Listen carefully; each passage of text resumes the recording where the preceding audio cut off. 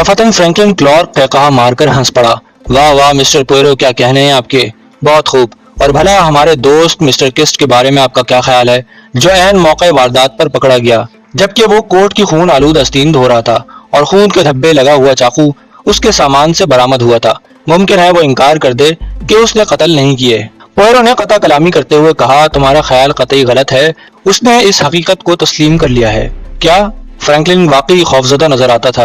अरे हाँ मेरे दोस्त, पोयरो ने नरमी से कहा, मैंने उससे गुफ्तगू की और गुफ्तगू करते ही अंदाजा लगा लिया था कि मिस्टर किस्ट अपने आप को इन वारदातों का मुजरिम समझता है, और फिर भी मिस्टर पोयरो उस पर मुतमईन नहीं।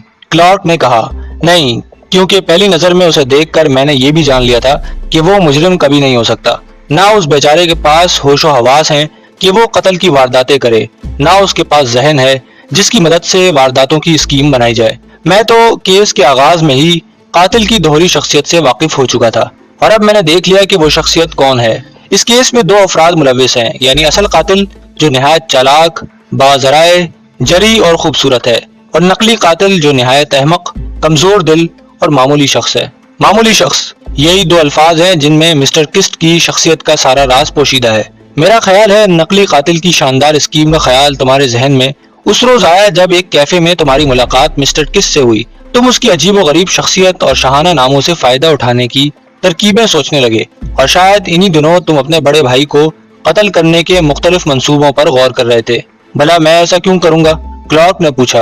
क्योंकि तुम्हें अपना मुस्तकबिल तबाह होता नजर आ रहा था। मुझे इल्म नहीं मिस्टर क्लार्क कि आया आपने भी उसे महसूस किया, लेकिन आप उसी वक्त मेरे हाथ आ गए थे जब आपने अपने भाई का लिखा हुआ एक खत मुझे दिखाया था। उस खत में आपने निहायत सफाई के साथ ये जाहिर कर दिया था कि मिस थोराग्रे के लिए उनके दिल में मोहब्बत और हमदर्दी के शदीद जज्बात मौजूद हैं।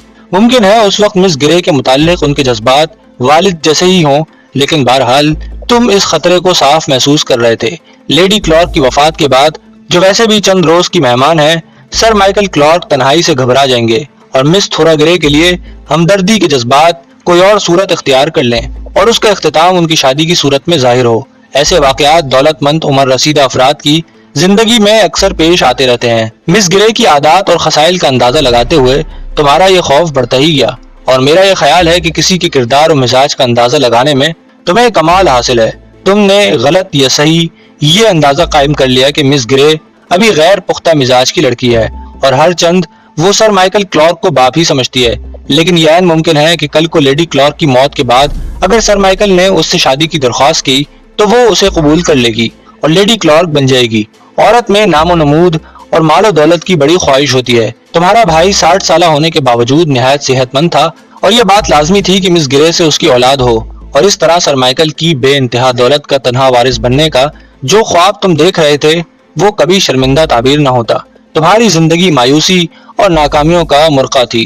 तुम रास्ते का एक रोड़ा थे जिसे हर शख्स ठोकर मारकर हटा सकता था। अब तक तुम अपने भाई की रोटियों पर जिंदगी बसर कर रहे थे।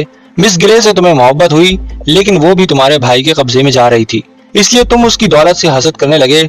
मैं फिर इस बात को दोहराता हूँ कि तुमने अपने भाई को हलाक करने की तदबीरें सोचनी शुरू कर दी, और उन्हीं दिनों मिस्टर किस्ट को देखकर तुम्हारे जहन को एक निराली तरकीब सूझी। मिस्टर किस्ट का शाहाना नाम मिर्गी, सर दर्द का मर्ज, उसकी नाअहल और बेखुदी और वारफ्तगी से पुरशख्सियत तुम्हारी आलाकार बनने के लिए निहायत मुनासिब थी। मिस्टर किस्ट के नाम की इब्तिदाई हुर्फ भी ABC थे। बस हुर्फ तहज्जी की कुल स्कीम तुम्हारे जहन में ताने बाने बुनने लगी।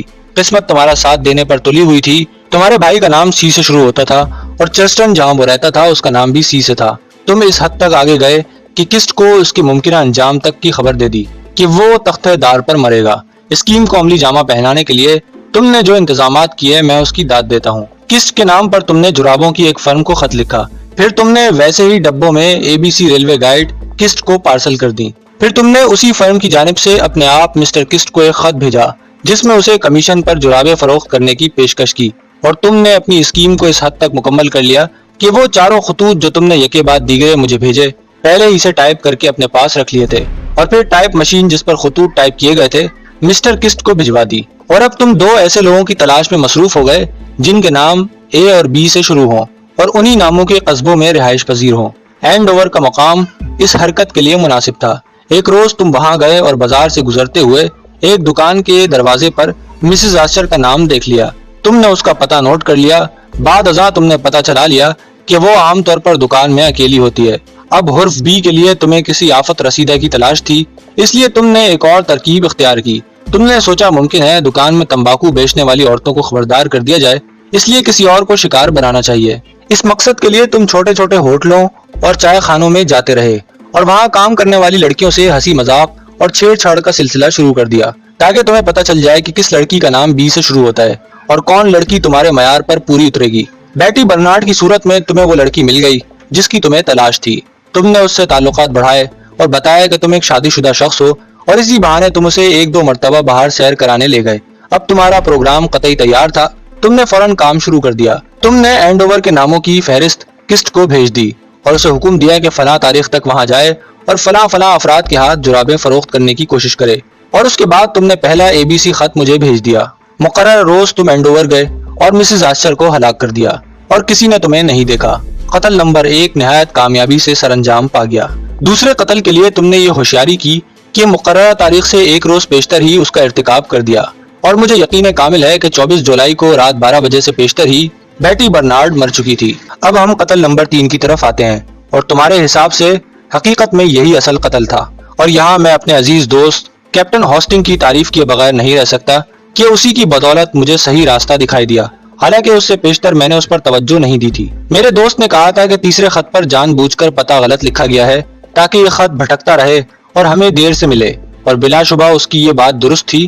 اسی ایک سادہ سے فقرے میں اس سوال کا جواب موجود تھا جو عرصے سے مجھے پریشان کیے ہوئے تھا، یعنی یہ سوال پرائیویٹ سراغ رساں ہرکوئل پوئرو کو ABC نے خطوط بھیجنے کی زحمت کیوں کی، اور وہی خطوط پولیس کو کیوں نہیں بھیجے؟ اور غلطی سے میں نے اس کا جواب یہ نکالا کہ شاید اسے مجھ سے کوئی ذاتی رنجش ہے، لیکن نہیں، بات دراصل یہ تھی کہ تمہارے منصوبے میں یہ بات شامل تھی کہ ان خطوط میں سے ایک خط پر جان بوجھ کر غلط پتہ درج کر دیا جائے تاکہ یہ دیر سے موصول ہو، لیکن اگر تم اسکاٹ لینڈ یارڈ کو براہ راست خطوط بھیجتے تو غلط پتہ درج کرنے کا امکان ہی نہ تھا اور خط انہیں فوراً مل جاتا۔ بس یہ ضروری تھا کہ کوئی پرائیویٹ پتہ تلاش کیا جائے۔ تم نے نہایت چالاکی سے لفافے پر میرا پتہ درج کیا، وائٹ ہیون وائٹ ہارس۔ قطعی ایک فطری غلطی محسوس ہوتی ہے، لیکن خدا بھلا کرے ہاسٹنگ کا کہ اس نے یہ بات ٹال لی۔ بلا شبہ تیسرا خط اسی نیت سے ارسال کیا گیا تھا کہ یہ دیر سے پہنچے اور پولیس کو اپنے انتظامات کے لیے اس وقت بھاگ دوڑ کرنی پڑے جب قتل ہو چکا ہو۔ تمہارے بھائی روزانہ رات کو چہل قدمی کے لیے باہر جایا کرتے تھے اور یہی موقع مناسب تھا، اور پھر نہایت کامیابی سے تم نے ان کا قتل کا الزام ABC کے سر پر چڑھا دیا اور تمہاری جانب کوئی انگلی بھی نہیں اٹھا سکا۔ تمہارے بھائی کی موت کے بعد تمہاری اسکیم مکمل ہو گئی اور تمہارا مقصد پورا ہو گیا تھا، اور اب تمہیں مزید وارداتیں کرنے کی ضرورت نہ تھی۔ لیکن دوسری طرف تم نے سوچا کہ اگر چوتھا قتل نہیں ہوتا تو پولیس شک کرے گی اور شاید سچائی ظاہر ہو جائے، لہٰذا ایک اور قتل ہونا چاہیے۔ تمہارا اعلی کار مسٹر کسٹ ابھی تک پس پردہ تھا، اگرچہ وہ واردات کے تینوں مقامات پر دیکھا گیا تھا، لیکن کسی نے اس پر توجہ نہ دی، اور تمہاری خوش قسمتی سے وہ چرسٹن سر مائیکل کی کوٹھی پر جرابیں بیچنے آیا اور مس گرے نے اس سے گفتگو کی، تب بھی وہ اسے یاد نہ رکھ سکی۔ بہرحال تم نے جرأت مندی سے کام لیتے ہوئے ایک اور قتل کا فیصلہ کیا اور مقام واردات کے لیے تم نے ڈونکاسٹر کا انتخاب کرا۔ تمہارا منصوبہ بالکل سادہ تھا۔ مسٹر کسٹ کو اس کی فرم کی جانب سے ڈونکاسٹر جانے کا آرڈر دیا گیا۔ تمہارا منصوبہ یہ تھا کہ تم اس کے پیچھے پیچھے جا کر کسی کو قتل کر دو۔ چنانچہ ایسا ہی ہوا۔ جب مسٹر کسٹ سینما میں گیا تمہارے لیے راہ ہموار ہو گئی اور تم بھی اس کے پیچھے پیچھے گئے اور اس کی کرسی سے چند کرسیوں کے فاصلے پر بیٹھ گئے۔ جب وہ جانے کے لیے اٹھا تو تم بھی اٹھے اور پھر ٹھوکر کا بہانہ بنا کر لڑکھڑاتے نیچے جھکے اور اگلی قطار میں ایک اونگتے ہوئے شخص کی گردن میں چاقو گھونپ دیا۔ ABC ریلوے گائیڈ اس کے گھٹنوں پر رکھ دی اور اندھیرے میں چلتے ہوئے دروازے کے قریب تم مسٹر کسٹ سے ٹکرا گئے۔ تم نے خون آلود چاقو اس کی آستین سے صاف کیا اور پھر اس کی کوٹ کی جیب میں ڈال دیا۔ اس مرتبہ تم نے یہ زحمت مول لینے کی کوشش نہ کی کہ مقتول کا نام ڈی سے شروع ہو، کیونکہ تم نے بجا طور پر سوچ رکھا تھا کہ اسے قاتل کی غلطی سمجھ لیا جائے گا، اور یقیناً تماشائیوں میں مقتول سے کچھ فاصلے پر کوئی نہ کوئی شخص ایسا ضرور ہوگا جس کا نام ڈی سے ضرور شروع ہوتا ہوگا۔ بس اسی شخص کے بارے میں کہا جائے گا کہ قاتل تو دراصل اسے ہلاک کرنا چاہتا تھا مگر غلطی سے کسی اور کو مار دیا۔ اور اب میرے دوستو آئیے اب نقلی ABC کے نقطہ نگاہ کے مطابق اس کیس پر غور کریں۔ اینڈ اوور کی واردات، اور وہ اینڈ اوور میں عین واردات کے وقت موجود تھا۔ بیکس ہل کی واردات، وہ عین واردات کے وقت بیکس ہل کے گرد و نواح میں موجود تھا۔ چرسٹن کی واردات، 3 وارداتیں اور 3 مقامات پر عین واردات کے وقت وہ موجود تھا۔ بس یہی سوچ کر وہ خوفزدہ ہے یاد رکھیے کہ جن کو مرگی کے دورے پڑتے ہیں ان کو اکثر یہ علم نہیں ہوتا کہ وہ کیا حرکت کر رہے ہیں، اور پھر کسٹ کو ڈانکاسٹر جانے کا حکم ملتا ہے۔ ڈانکاسٹر یہ وہی جگہ ہے جہاں اے بی سی کی اگلی واردات ہونے والی ہے، اور وہ اس گھبراہٹ میں اپنی میزبان خاتون مس ماربری کو بتاتا ہے کہ وہ چیٹنم جا رہا ہے، لیکن وہ ڈانکاسٹر جاتا ہے۔ دوپہر کو فلم دیکھنے جاتا ہے اور اسی دوران میں اسے 1 یا 2 منٹ کے لیے جھپکی سی آ جاتی ہے۔ اب ذرا آپ اس کے احساسات اور جذبات کا تصور کیجئے کہ سرائے کے کمرے میں واپس پہنچ کر جہاں وہ ٹھہرا تھا، جب اس نے دیکھا کہ اس کی کوٹ کی آستین پر خون لگا ہوا ہے اور خون آلود چاقو اس کی جیب میں موجود ہے، تو اس کا کیا حال ہوا ہوگا۔ اپنے قاتل ہونے کے بارے میں اسے جو شک تھا وہ ایک دم یقین کی حد تک پہنچ جاتا ہے، اور وہ اس سچائی پر ایمان لے آتا ہے کہ وہ یعنی الیگزینڈر بوناپارٹ کسٹ ایک جنونی قاتل ہے، اور پھر یہ سوچتے ہی اس کا رویہ اچانک تبدیل ہو جاتا ہے۔ وہ فوراً کمرے سے پرسرار انداز میں نکلتا ہے، اسٹیشن پہنچ کر لندن جانے والی گاڑی پر سوار ہو جاتا ہے، اپنی پرانی قیام گاہ مسز ماربری کے مکان پر پہنچ جاتا ہے۔ یہاں وہ اپنے آپ کو محفوظ سمجھتا ہے کیونکہ گھر والوں کا خیال ہوگا کہ وہ چیٹنم گیا تھا، اس کے پاس وہ خون آلود چاقو ابھی تک موجود تھا، اور ظاہر ہے یہ کتنی حماقت تھی، اور اس سے بھی زیادہ حماقت یہ کہ اس نے چاقو ہال اسٹینڈ کے نیچے چھپا دیا، اور پھر ایک روز اسے ٹیلی فون پر خبردار کیا جاتا ہے کہ پولیس آ رہی ہے، اسے قاتل کا علم ہو گیا ہے۔ چنانچہ بیچارہ نقلی قاتل وہاں سے بھاگ نکلتا ہے۔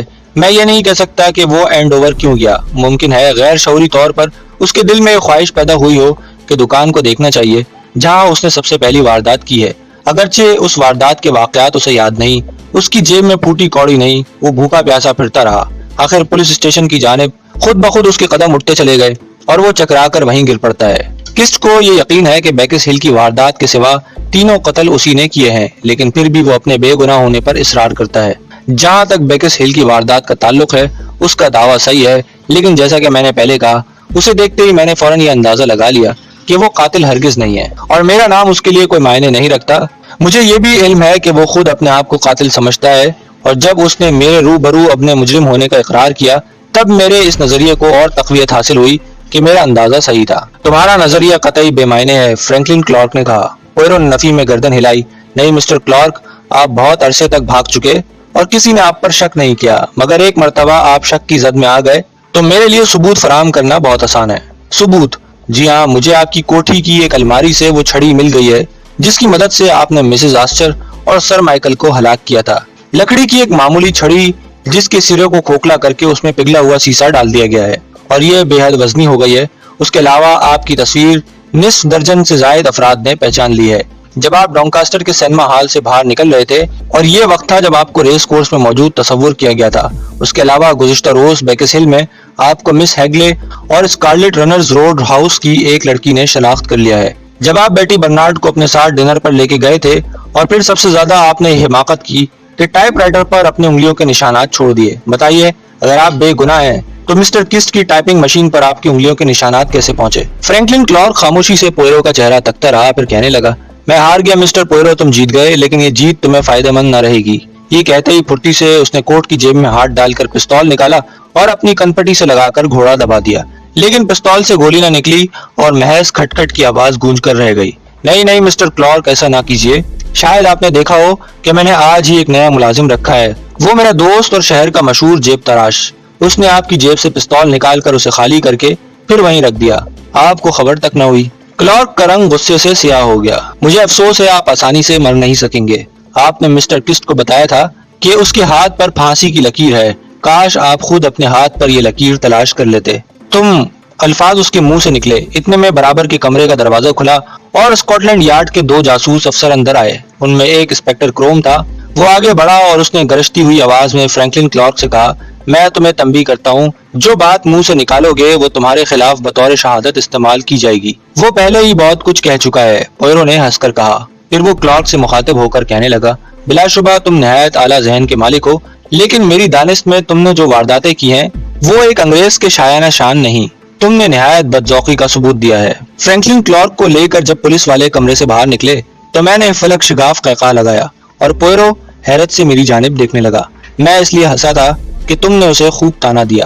ارے ہاں بھائی، توبہ توبہ، نہایت سفاکی، نہ صرف اپنے سگے بھائی کو قتل کیا بلکہ 2 معصوم جانوں کو بھی ختم کر دیا۔ مزید یہ کہ ایک بیچارے آدمی کو ان وارداتوں کا الزام دے کر پھانسی کے تختے تک پہنچانے کی کوشش کی۔ تمہیں یاد ہے وہ گانا جو اگلے روز ہم نے بچوں سے سنا تھا، to catch a fox and put them in a box? and never let him go. To catch a fox and put him in a box and never let him go. یہ حرکت بھی بدذوقی پر مبنی ہے. میگن برنارڈ نے گہری آہ بھری. خدا کی پناہ میں تو کبھی یقین نہیں کر سکتی. میگن نے پوئرو کی جانب دیکھا اور اس کے چہرے کا رنگ اور گہرا ہو گیا. پوئرو ڈونلڈ فریسر سے کہنے لگا تمہیں علم ہے؟ میگن شروع سے آخر تک یہی سمجھتی رہی کہ تم نے ہی اس کی بہن کو قتل کیا ہے. ڈونلڈ آہستہ سے کہنے لگا بعض اوقات تو خود مجھے بھی اپنے اوپر شک ہونے لگتا ہے اور اس شک کی وجہ تمہارا خواب تھا. پوئرو اس کی اور قریب ہو گیا اور رازدارانہ انداز میں آواز دھیمی کر کے کہنے لگا تمہارا خواب واقعی سادہ نوعیت کا تھا. اس کی حقیقت صرف یہ تھی کہ بیٹی برنارڈ کی جگہ میگن برنارڈ تمہارے دل پر قبضہ کر چکی ہے، لیکن تم اپنی محبوبہ کی موت کے بعد بھی اس سے بے وفائی کرنے کو تیار نہیں. اس لیے تم میگن برنارڈ کی تصویر کو دل سے نکالنے کی جدوجہد کرتے رہے. یہی وجہ ہے کہ خواب میں تمہیں بیٹی برنارڈ کی جگہ میگن برنارڈ کا چہرہ نظر آتا ہے. شاید آپ صحیح کہہ رہے ہیں، نوجوان نے آہستہ سے کہا. اس کے بعد ہم سب پوئرو کے گرد جمع ہو کر اس سے مختلف سوالات کرنے لگے. میں نے پوچھا پوئرو آخر ان سوالات سے تمہارا کیا مطلب تھا جو تم نے سچ کے کھیل پر ہر ایک سے پوچھے؟ وہ سوال، سچ تو یہ ہے کہ ان میں کئی سوال اوٹ پٹانگ تھے، مگر مجھے ایک خاص بات معلوم ہو گئی. جب پہلا خط سپرد ڈاک کیا گیا تو اس وقت فرینکلن کلارک لندن میں ہی تھا. جب میں نے مس تھورا گرے سے سوال کیا تو میں فرینکلن کلارک کا چہرہ دیکھنا چاہتا تھا. تم نے دیکھا میرے اس سوال پر اسے کس قدر طیش آیا تھا. بہرحال آپ نے اس سوال سے میرے جذبات کو سخت ٹھیس پہنچائی تھی. تھورا گرے نے کہا مجھے یہ خیال نہیں تھا کہ آپ سچ سچ جواب دے دیں گی. پوئرو نے خشک لہجے میں کہا اب آپ کی دوسری توقع بھی مایوس کن ثابت ہوگی، یعنی فرینکلن اپنے بھائی کی جائیداد کا وارث قرار نہیں دیا جائے گا. مسٹر پوئرو کیا یہ ضروری ہے کہ میں یہاں ٹھہر کر اپنی توہین کراؤں؟ لڑکی نے جوش سے کہا. بالکل نہیں، پوئرو نے مسکرا کر جواب دیا اور آگے بڑھ کر اس کے لیے دروازہ کھولا. وہ پیر پٹکتی ہوئی باہر نکل گئی. میں نے ہنس کر کہا بہرحال انگلیوں کے نشانوں نے خوب کام کیا. اس ثبوت پر فرینکلن کلارک ششدر رہ گیا. ہاں انگلیوں کے نشان فائدہ مند ثابت ہیں، پوئرو نے رک رک کر کہا. پھر ایک لمحے توقف کے بعد بولا سچ پوچھو تو میں نے تمہیں خوش رکھنے کے لیے ان نشانات کا ذکر کیا. خدا کی پناہ، میں چلا اٹھا. تو کیا یہ بات سچ نہیں تھی کہ ٹائپ رائٹر پر کلارک کی انگلیوں کے نشانات پائے گئے تھے؟ بالکل نہیں، سفید جھوٹ تھا یہ، پوئرو نے جواب دیا. چند روز بعد الیگزینڈر بوناپارٹ کسٹ پوئرو سے ملنے آیا. اس نے آتے ہی نہایت گرمجوشی سے مصافحہ کیا اور دیر تک شکریہ ادا کرتا رہا. مسٹر پوئرو، ایک اخبار نے مجھے پیشکش کی ہے کہ اگر میں اپنی زندگی کے حالات شائع کروں تو اخبار مجھے 100 پاؤنڈ کی رقم ادا کرے گا اور مجھے بالکل پتہ نہیں کہ میں کیا کروں. آپ کی جگہ میں ہوتا تو 100 پاؤنڈ کبھی وصول نہ کرتا بلکہ 500 پاؤنڈ کا مطالبہ کرتا. کسٹ کی آنکھوں میں چمک نمودار ہوئی. آپ کا مشورہ ٹھیک ہے مسٹر پوئرو، میں ان سے 500 ہی لوں گا. چند دن فراغت اور آرام سے کٹیں گے. آپ صحیح کہتے ہیں، اب خوب عیش کیجیے. پوئرو نے اس کے شانے پر محبت سے تھپکی دی. اور ہاں، آپ کی اینک کے شیشے خاصے پرانے ہو گئے ہیں، انہیں بدلوا لیجیے. اچھا میں ایسا ہی کروں گا. پھر وہ اٹھ کھڑا ہوا اور پوئرو کا ہاتھ دبا کر کہنے لگا میں اب چلتا ہوں. ایک بار پھر آپ کا شکریہ ادا کرتا ہوں کہ مجھ غریب بیکس کو آپ نے بچا لیا. آپ ایک عظیم انسان ہیں مسٹر پوئرو، بہت عظیم. وہ چلا گیا اور میں نے دیکھا کہ کسی انجانے جذبے کے تحت پوئرو کی آنکھیں بھیگ گئیں.